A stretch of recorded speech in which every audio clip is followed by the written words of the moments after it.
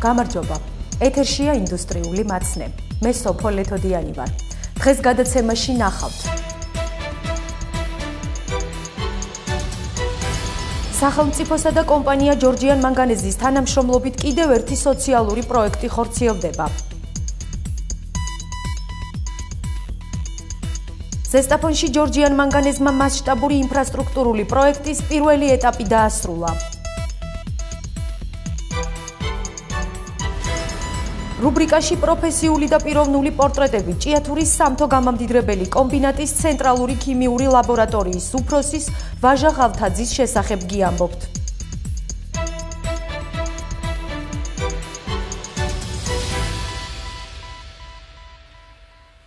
გამოშვების დასაწყისში გაგაცნობთ კომპანია ჯორჯიან მანგანეზის გასული კვირის წარმოების მონაცემებს. გასული კვირის განმავლობაში ვარციხე ჰესის გამომუშავებულმა სიმძლავრემ 9100 მეგავატ-საათი შეადგინა. კომპანია ჯორჯიან მანგანეზმა 13241 მეგავატ-საათი ელექტროენერგია მოიხმარა. ჯორჯიან მანგანეზის ჭიათურის სამთო გამამდიდრებელმა კომბინატმა 4840 ტონა მანგანუმის კონცენტრატი აწარმოა. გასული კვირის განმავლობაში ზესტაფონის ფეროშენადნობთა ქარხანამ ჯორჯიან მანგანეზის ჭიათურის სამთო გამამდიდრებელი კომბინატისგან 6041 ტონა მანგანუმის კონცენტრატი მიიღო.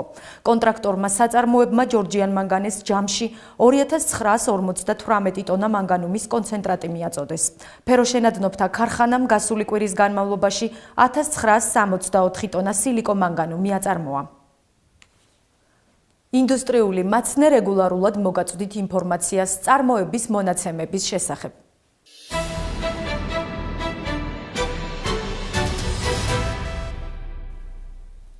სახელმწიფოსა და კომპანია ჯორჯიან მანგანეზის თანამშრომლობით კიდევ ერთი სოციალური პროექტი ხორციელდება.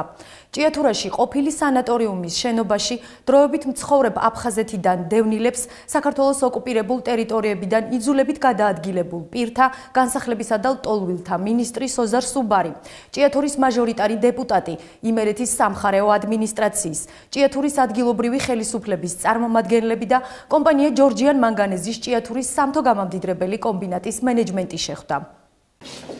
ჭიათურაში ყოფილი სანატორიუმის შენობაში დროებით მცხოვრებ აფხაზეთიდან დევნილებს საქართველოს ოკუპირებულ ტერიტორიებიდან იძულებით გადაადგილებულ პირთა განსახლებისა და ლტოლვილთა მინისტრი სოზარ სუბარი, ჭიათურის მაჟორიტარი დეპუტატი სულხან მახათაძე, იმერეთის სამხარეო ადმინისტრაციის, ჭიათურის ადგილობრივი ხელისუფლების წარმომადგენლები და კომპანია ჯორჯიან მანგანეზის ჭიათურის სამთო გამამდიდრებელი კომბინატის მენეჯმენტი შეხვდა. შეხვედრის მიზანს ყოფილ სანატორიუმში მცხოვრები დევნილებისთვის სახელმწიფოსა და კერძო კომპანიის თანადაფინანსებით საცხოვრებელი სახლების შესყიდვის შეთავაზება წარმოადგენდა. სახელმწიფოს აქვს გარკვეული კრიტერიუმები, თქვათ, რა შემთხვევაში ეხმარებით ადამიანს, რამდენ ქულას უნდა აკმაყოფილებდეს, რა თანხებია გამოყოფილი გარკვეული სულადობის ოჯახებზე. ჭიათურ მანგანეზი იღებს ვალდებულებას, რომ ამის ზემოთ გარკვეულ თანხებს დაამატებს და ამ ადამიანებს უკვე აქვს შანსი თუნდაც ხვალიდან მათ იშოვონ ბინა და გადავიდნენ საცხოვრებლად საკუთარ სახლში და ის თანხა, რომელიც ჭიათურ მანგანეზი გამოყოფს, შეიძლება დაამატონ ბინის ყიდვაში, თქვათ, უფრო ფართო ბინა თუ უნდათ, ან შეიძლება გამოიყენონ იმ ბინის რემონტში თუ ავეჯის შეძენაში და ასე შემდეგ, ეს უკვე მათი გადასაწყვეტი იქნება. მე ვფიქრობ, რომ ოჯახისთვის ეს არის ძალიან კარგი საშუალება, რომ კონდეთ საკუთარი საცხოვრებლები. დღევანდელი შეხვედრა გახლავთ მაგალითი იმისა, თუ როგორ უნდა ითანამშრომლოს სახელმწიფო სტრუქტურებმა და კერძო ბიზნესმა. ზუსტად აი ჯორჯიან მანგანეზზე ასევე გვერდზე უდგას სახელმწიფო შეიძლება ითქვას და გარკვეული წილობრივი თანხით დაიხმარება ჩვენ დევნილ მოსახლეობას. ყველა საკუთარი ბინა ექნება, საკუთარი თუ სურვილი ექნათ, საკუთარი მიწის ნაკვეთები ექნება. გარკვეული შეთანხმება მოხდა, რა თქმა უნდა, სამინისტროს, კომპანიასა და მოსახლეობას მაცხოვრებელ დევნილებს შორის და მე ვფიქრობ, რომ რა თქმა უნდა, ერთ-ერთი მნიშვნელოვანი პრეცედენტია იმისა, რომ სახელმწიფოს და კერძო სტრუქტურას შორის თანადაფინანსებით დევნილებისთვის კიდევ ერთი მნიშვნელოვანი ნაბიჯები გადაიქმნება და მათ იქნებათ უკვე თავის საკუთარი ჭერი, თავის სურვილისამებრ ეს ჭიათურის მუნიციპალიტეტში იქნება თუ სხვა მუნიციპალიტეტში ედოვება ცხოვრება. ჭიათურაში გაგარინის ქუჩა ნომერ 1-ში მდებარე ყოფილ სანატორიუმში აფხაზეთიდან დევნილი 8 ოჯახი უკვე 24 წელია ცხოვრობს. ეს მათი დროებითი საცხოვრებელია. წლების განმავლობაში ისინი კომპანია ჯორჯიან მანგანეზის ბალანსზე არსებულ შენობაში სახელმწიფოსთან შეთანხმებით კომპანიის კეთილი ნებით იმყოფებიან, ვიდრე სახელმწიფო მათ საკუთარი საცხოვრებელი ფართით არ უზრუნველყოფს. აღნიშნული შენობის ნაწილი კომპანია ჯორჯიან მანგანეზის მიერ ჭიათურის სამთო გამამდიდრებელ კომბინატში დასაქმებულთათვის მოსასვენებელ კომპლექსად გადაკეთდა და კომპანია სამომავლოდ იგივე მიზნით შენობის სრულ რემონტს გეგმავს. შექმნილ ვითარებაში სახელმწიფოს დღის წესრიგში დევნილების გაყვანის და მათი შემდგომი გრძელვადიანი განსახლების საკითხი კიდევ ერთხელ დადგა. 23 წელიწადია უკვე ვცხოვრობთ ამ შენობაში, სანატორიუმში, რომელიც ეკუთვნის ჯორჯიან მანგანეზს. მთავრობამ შემოგთავაზა, რომ შევიძინოთ ჩვენი ბინები. გარდა ამისა, ჯორჯიან მანგანეზი შეგვპირდა დახმარებას კიდე. მადლობელი ვართ, რომ ასეთი ინიციატივა გამოიჩინეს. ადგილობრივ ხელისუფლებაში სახელმწიფოსა და კომპანიის მხრიდან ურთიერთშეთანხმებით გადადგმულ ამ ნაბიჯს მიესალმებიან. დღეს მოხდა სანატორიუმში რეგისტრირებული 8 ტოლვილის 8 ოჯახის მოლაპარაკება. ისინი დაკმაყოფილდებიან ბინებით. მათ შეიძლება მოიძიონ ბინები როგორც ჭიათურის მუნიციპალიტეტში, აგრეთვე საქართველოს ნებისმიერ ქალაქსა თუ რაიონში. ჩვენი ამოცანა ძირითადად ხელით შეუწყოთ ამ ჩვენს ტოლვილებს, ასე ვთქვათ, 23 წელიწადია უკვე ჩვენს გვერდით ცხოვრობენ ისინი და გვინდათ რომ ჭიათურაში იპოვონ მათ, ასე ვთქვათ, ადგილი და სახლი დაფუძნდნენ ჩვენს ჭიათურის მუნიციპალიტეტში. ამისათვის ხელშეწყობა ექნებათ მათ გამგეობის კუთხით და გამგეობის მხრიდან. ტოლვილთა და განსახლების სამინისტროსა და ჯორჯიან მანგანეს შორის მოლაპარაკებების შედეგად გადაწყდა, რომ სახელმწიფო დევნილ ოჯახებს სოფლად სახლის პროექტის ფარგლებში სულადობის გათვალისწინებით სახლებში შეუსყიდის. თავის მხრივ ჯორჯიან მანგანეზი საკუთარი კეთილი ნებით თითოეული ოჯახისთვის დამატებით გარკვეულ თანხას გამოყოფს. თვითონ აარჩევენ ბინებს და იმის მიხედვით იქნება მათი პირობები დაკმაყოფილებული. ამ სახელმწიფოსაც ძალიან დიდი ყურადღება გამოიხინა და ამასთან ერთად კომპანიამაც არა ვალდებულება, მაგრამ ეს არის სოციალური დახმარება, რომელსაც ძალიან ბევრს აკეთებს ჯორჯიან მანგანეზი და ამასთან ერთად ამ დროსაც იღებს მონაწილეობას ამ პროგრამაში. კომპანიის მხრიდან რა თანხა იქნება გადაცემული, ალბათ 1-2 კვირაში იქნება ცნობილი. დევნილთა და განსახლების სამინისტრომ კერძო კომპანიების თანადაფინანსებით ამ დრომდე სახლი 35 დევნილ ოჯახს შეუსყიდა. ჭიათურაში კი ჯორჯიან მანგანეზის მხარდაჭერით ახლო მომავალში ყოფილ სანატორიუმში მცხოვრები 8 დევნილი ოჯახი საცხოვრებელი ფართით დაკმაყოფილდება.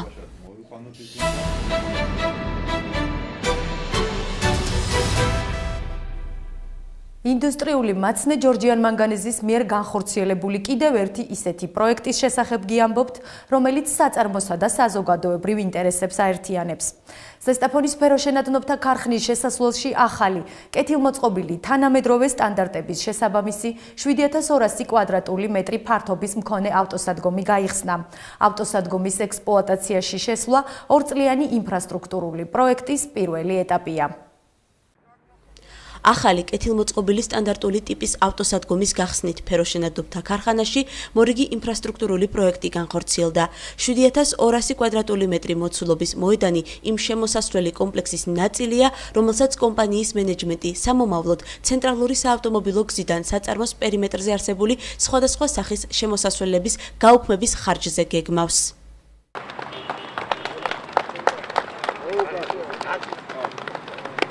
Первая машина, давайте. პროექტის პრეზენტაციაში მონაწილეობას კომპანია ჯორჯიან მანგანეზის გენერალური დირექტორი ვოლოდიმერ ლოზინსკი და სფეროშენადობთა ქარხნის დირექტორი ვასილი გერეგა საწარმოს სტრუქტურული ერთეულების ხელმძღვანელ პირებთან ერთად ღებულობდნენ. მათ შეკრებილებს მიულოცეს აღნიშნული სიახლე და მადლობა უთხრეს ყველას, ვინც პროექტის განხორციელებაში მონაწილეობდა. Первое, что я хочу всех поздравить с тем, что сегодня вот наши рабочие პირველ რიგში რაც მინდა გითხრათ, მინდა მოგილოცოთ ის, რომ ჩვენმა თანამშრომლებმა მიიღეს ავტოსადგომი, სადაც შეიძლება ავტომანქანები განათავსონ. მანამდე მათ ეს შესაძლებლობა არ ჰქონდათ, ამის გამო სრულფასოვნად ვერ გრძნობდნენ თავს და ეს ქმნიდა პრობლემას. ამიტომ მინდა მადლობა გითხრათ ყველას, პირველ რიგში საპროექტო ჯგუფს, მუშებს, ვინც მთავარი სამუშაო შეასრულა. აქ შემოდგომისთვის გავხსნით შემოსასვლელს და ეს კიდევ უფრო სრულყოფილი კომპლექსი იქნება. ეს არის ჩვენი გეგმა, სადაც ჩანს თუ როგორი უნდა გახდეს საქაურობა. შესაძლებელია ეს შეიცვალოს, რაღაც დაკორექტირდეს, თუმცა არის იდეა, რომ ავტოსადგომიდან გზა ქარხანაში ორი მიმართულებით მოეწყოს. შესაბამისად, პირველი და მეოთხე საამქროებისკენ, ასევე ლაბორატორიისკენ, ასე რომ აქ კიდევ ბევრი სამუშაოა შესასრულებელი. მოდი ეს ყველაფერი აპლოდისმენტებით აღვნიშნოთ. კიდევ ერთხელ გილოცავთ და მადლობა ყველას. ახალი ავტოსადგომის მშენებლობისთვის მოხდა რამდენიმე შენობა-ნაგებობის დემონტაჟი, მოეწყო გრუნტი. ამის შემდეგ სამშენებლო სარემონტო საამქროს ბეტონის სამუშაოების საწარმოებლად 5 თვეზე მეტი დასჭირდა. საწარმოს თანამშრომლები თვლიან, რომ ახალი ავტოსადგომის ამოქმედებით მათთვის კიდევ ერთი სოციალური საკითხი გადაიჭრა. ძალიან კარგი პროექტი განხორციელდა, იქიდან გამომდინარე, რომ მანქანები ჭარბაცარის ქარხანაში დილით ძალიან ადრე გვიწევდა მოსვლა, რომ ვიღაცას ვის დაგვესწრო. ის ვიღაცა მერე ისერჩებოდა და წვალობდით, იმ ხარებს დგებოდით, კაბელებთანაც დგებოდნენ ჩვენი მანქანები. ეს ძალიან კარგი რაღაც გაკეთდა, უკვე პრობლემა არ იქნება. შემოვლენ, დადგებიან, სად მობეტონებული, გაკრიალებული, გასუფთავებული და რა თქმა უნდა ძალიან კარგია. ქარხანაში გაკეთდა კიდევ ერთი თვალსაჩინო ადგილი, ასე ვთქვათ, ღირს შესანიშნაობა ქარხნის თანამშრომლებისთვის. უბრალოდ შეემატა კიდევ ერთი საკუთარი ავტომობილების სადგომი, რომელიც იქნება უსაფრთხო და საერთოდ ქარხანაში ძალიან დიდი ყურადღება ექცევა გამწვანებით სამუშაოებს, ქარხნის კეთილმოწყობას. ეს ჩვენი ქარხნის ხელმძღვანელობის დამსახურება არის და საპროექტო განყოფილების ხელმძღვანელის უფროსის თქმით, ავტოსადგომის ექსპლუატაციაში შესვლით აღნიშნული ინფრასტრუქტურული პროექტის პირველი ეტაპი დასრულდა. დღემდე შესრულებული სამუშაო მხოლოდ 30%-ია იმ დიდი პროექტის, რომლის განხორციელებაც მიმდებარე ტერიტორიაზე იგეგმება. ეს შედეგი უცებ არ მოსულა, არის ძალიან დიდი შრომის შედეგი, თავიდან პროექტირება, როგორც დირექტორმა აღნიშნა, კამათი, რამოდენიმე ვარიანტის შეჯერება. ბოლოს შევთანხმდით ამ ვარიანტზე და ძალიან დიდი შრომა ჩადეს მშენებლებმა, მათი ხელით განხორციელდა ყველაფერი. მონაწილეობა მიიღეს სხვადასხვა სამსახურებმა, ენერგეტიკებმა. მაგრამ ეს რაც აქ არის, ეს არის მხოლოდ ალბათ 30% იმ პროექტისა, რომელიც შემდგომში იგეგმება. ტერიტორია გარეთ, რომელსაც ვხედავთ დღეს, არც ისე მიმზიდველად გამოიყურება. არადა არის ქალაქის შემოსასვლელში. ამიტომ დირექტორმა ჩაიფიქრა, რომ აქ მოაწყოს რაღაც ისეთი, რაც გახდება ქალაქის სახე, ასე ვთქვათ. აი ხედავთ აქ სტენდზე თქვენ მომავალში ასეთი სკვერი უნდა იყოს. სკვერ ბარელიეფი კეთილმოეწყობა. აქ იქნება სკვერი თავისი სკამებით, ფანტანი იქნება და სასიამოვნო ადგილი იქნება ერთ სიტყვით ზესტაფონილებისთვის. უბანზე განაშენიანების პროცესი მისი მოპირკეთების პარალელურად იქნა წარმოებული. უკვე დარგულია 50-ზე მეტი 5-წლიანი კედარი და ტუიას ჯიშის ბუჩქოვანი მცენარე. ფეროშენადობთა ქარხნის ახალი შემოსასვლელი დასრულებულ სახელს, როგორც საპროექტო განყოფილების ხელმძღვანელი განმარტავს, უახლოეს 2 წელიწადში მიიღებს, რითაც არა მარტო ქარხანას, არამედ ქალაქ ზესტაფონსაც კიდევ ერთი კეთილმოწყობილი ტერიტორია შეემატება.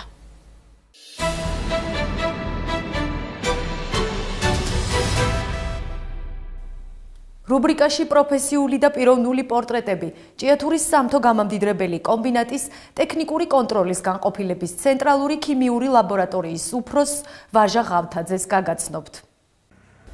ტექნიკური კონტროლის განყოფილების ცენტრალური ქიმიური ლაბორატორიის უფროსად ვაჟა ღავთაძე 2011 წელს დაინიშნა. პროფესიით ქიმიკოსი, მას შემდეგ კომპანია ჯორჯიან მანგანეზის ჭიათურის სამთო გამამდიდრებელ კომბინატში მოპოვებული მადნის უკვე გამდიდრებული კონცენტრატის და მეორადი ნაჟდის ხარისხის დადგენაზეა პასუხისმგებელი. გამწვავ კანადაში მიმდინარეობს ღუმელზე, ესე იგი მანგანუმის მადნის გახსნა მაგინუჟავაში. ამ სითხეს ჩვენ წავიღებთ პოტენციომეტრულ მოწყობილობასთან, პოტენციომეტრული მოწყობილობით ხდება ექვივალენტობის წერტილის დადგენა, ანუ რეაქცია როდის დამთავრდება. ოვალენტიანი მანგანუმი უნდა ესე იგი დაიჟანგოს იქ პერმანგანატით და ამ დაჟანგვის პროცესს აკონტროლებს ხელსაწყო პოტენციომეტრი. და როდესაც დამთავრდება რეაქცია, ის გაგრძნობინებს ისრის კვეთრი მოძრაობით. 2004 წელს მუშაობა დაიწყე დარკვეთის მაღაროზე, მაშინ სინჯისამღებად მუშის პროფესიით და შემდეგ უკვე თანათანობით 1 წლის შემდეგ უკვე იგივე დარკვეთის მაღაროს გამამდიდრებელი ფაბრიკა ნოფსე გადავედი ქიმიკოსად. და იქ ვიმუშავე დაახლოებით 6 წელი. ნოფსე 6 წელი და შემდეგ უკვე 5 წელია მე-6 წელია უკვე რაც ვარ ამ ლაბორატორიის უშუალოდ უფროსი. ეს ლაბორატორია ემსახურება ჯორჯიან მანგანეს კერძოდ მოპოვებულ მადნებს, ქარხნებში გამდიდრებულ კონცენტრატებს და შლამებს. ყველაფერს აკონტროლებს ესე ჩვენი ლაბორატორია ადგენს ხარისხს. რომ ხელი შეუწყოთ, შეიქმნას ხარისხიანი პროდუქცია და ჩვენი გამსაღებელი, ანუ ზესტაფონის ფეროშენადობი ქარხანა იყოს კმაყოფილი ჩვენი მუშაობით. მის საქმეში მთავარი სიზუსტეა, რათა ზესტაფონის ფეროშენადნობთა ქარხანაში გასაგზავნი კონცენტრატი ხარისხის შესაბამისი უნდა იყოს. ლაბორატორია მკაცრად მიყვება მსოფლიოში კარგად აპრობირებულ მუშაობის მეთოდს. ჩვენ ვიყენებთ სტანდარტულ მეთოდიკას, რომელიც მთელ მსოფლიოში არის აპრობირებული და ყველგან გამოყენებულია. ანუ მისი დარღვევა არ შეგვიძლია, ჩვენ ვერ შევცვლით მას, იმიტომ რომ შეიძლება რაღაც კი უფრო საფი იყოს, კარგიც იყოს, მაგრამ დამტკიცება მაინც გაჭირდება მისი, ანუ სტანდარტის დარღვევის უფლება არ აქვს. და ვიყენებთ ესე სტანდარტულ მეთოდიკას, რომელიც არის პოტენციომეტრული მეთოდი ანალიზის. ჩვენგან წაღებული პასუხი უნდა იყოს ზუსტი, როგორც თქვათ, სამედიცინო ლაბორატორიიდან გამოტანილი პასუხი. ანუ როგორც პაციენტისთვის არის თქვათ მნიშვნელოვანი მის ჯანმრთელობის შესახებ ანალიზის დასკვნა, ისევე საპასუხისმგებლოა და ჩვენ გააზრებული გვაქვს, რომ ჩვენი პასუხი მეტალურგებისთვის და გამამდიდრებელი ქარხნებისათვის არის ანალოგიურად როგორც პაციენტისთვის. პროფესიონალიზმთან ერთად ვაჟა დაკვირვებულობით გამოირჩევა. ის ყოველთვის მზადაა საქმიდან გამომდინარე ყველა კითხვაზე გაცეს პასუხი. გვიყვებიან ვაჟას თანამშრომლები. მომთხოვნი უფროსი ამავდროულად თანამშრომლებისთვის კარგი მეგობარია. მთელ სამსახურს გვაქვს ბატონი ვაჟა გავთაძის იმედი. თავის საქმის უბადრო პროფესიონალი. სამსახურში საკმაოდ მკაცრი არ არის ისეთი, რომ ჩვენ იმან არ მოგთხოვს და რამე გვაპატიოს, მაგრამ აი სამსახურის გარეთ რაც შეეხება. ნუ მუშასთან მუშა ვაჟაზე ვერ ციტყვის, აი შეიძლება ქალაქში გაიაროთ და ვერ თქვან, რომ ის არის დაუშვათ ლაბორატორიის გამგე. აი ძალიან თავდაბალი, უშუალო ადამიანია, მაგრამ არის ძალიან კარგი მეგობარი. ამასთან ერთად არის ის დამსახურებული პედაგოგი. მე პირადად საქართველოში არ მეგულება ესეთი ქიმიკოსი. 1000-ნაირი შეკითხვა რომ გამიჩნდეს ქიმიურ პროცესთან დაკავშირებით 1000-ნაირი შეკითხვა რომ გამიჩნდეს, აი არ გამოვიდა სინჯი, რა გამიჩნდეს შეკითხვა, არ ეზარება. ვამაყობ იმით რომ ვაჟა არის ისეთი კეთილშობილი ადამიანი და თავისი საქმის ზედმიწევნით კარგი პროფესიონალი. ლაბორატორიაში იმდენ დროს ატარებს, რამდენსაც საჭიროება მოითხოვს. მის დაქვემდებარებაში 60-მდე თანამშრომელი და 4 ლაბორატორია შედის. მიუხედავად იმისა, რომ სამსახურში მეგობრული გარემოა, უფროსი ქიმიკოსი პირველ ადგილზე პროფესიონალიზმს აყენებს. აქ არის ოჯახური გარემო, მაგრამ თავისთავად პროფესიონალის გადამწყვეტი მნიშვნელობა აქვს და ყველა მიცის თავის საქმე ძალიან კარგად. ვაჟას ძალიან უყვარს მიწასთან მუშაობა და მცენარეების ახალი ჯიშების გამოყვანა, რაშიც მას ბიოლოგიის ცოდნა ეხმარება. ამის მაგალითი ცენტრალურ ლაბორატორიაშიცაა, რომლის პატარა ეზოში ვაჟას დარგული ვაზი და ხეხილი ხარობს. ქიმიაში ნასწავლი ცოდნა თქვათ მე გამომადგა ამ ბიოლოგიის სფეროშიც. რამე ძვირფასი ჯიში თუ რამე ნახე, შემიძლია გადავამრავლო თქვათ. ან თესლით, ან ნამყენით ან რაღაც ყველა მცენარე არა, მაგრამ უმეტესი ნაწილი შეიძლება ანალოგი შექმნა. თუ მოინდომა ყველაფერი კარგად გამოდის. სამსახურიდან შინ მოსულ სახლში ცხელკერტს ზინა ბებო ახვედრებს. ზინა როგორც მოვა ეზოში უნდა შემოგძახოს. არ არის ისეთი რომ ან დაეგვიანოს ან უპასუხისმგებლო იყოს და აგვიანდეს, მაგალითად 9 საათი უნდა გამაგებიოს. ხო და არის რაღაც ძალიან თბილი ბიჭია საერთოდ. იყო არაჩვეულებრივი ბავშვი, ძმა როგორც სწავლობდა იმას მიყვებოდა, არ წიკიდებოდა თქმა ისწავლე და ეს გაკვეთილი მოამზადება. ვაჟა ჭიათურის პირველ საჯარო სკოლაში, შემდეგ კი სკოლა ლიცეუმში სწავლობდა. ქიმიისადმი სიყვარული მან უფროსი ძმისგან ნუგზარ ღავთაძისგან ისწავლა, რომელიც ერთ-ერთი საუკეთესო ქიმიკოსია და ახლა კანადაში მუშაობს. ქიმიკოსის სპეციალობას ვაჟა ივანე ჯავახიშვილის თბილისის სახელმწიფო უნივერსიტეტში დაეუფლა. ჩემი ძმა უკვე კარგი ხანია წასულია, ესე დიდი ხანია, რაც უნივერსიტეტი დაამთავრა.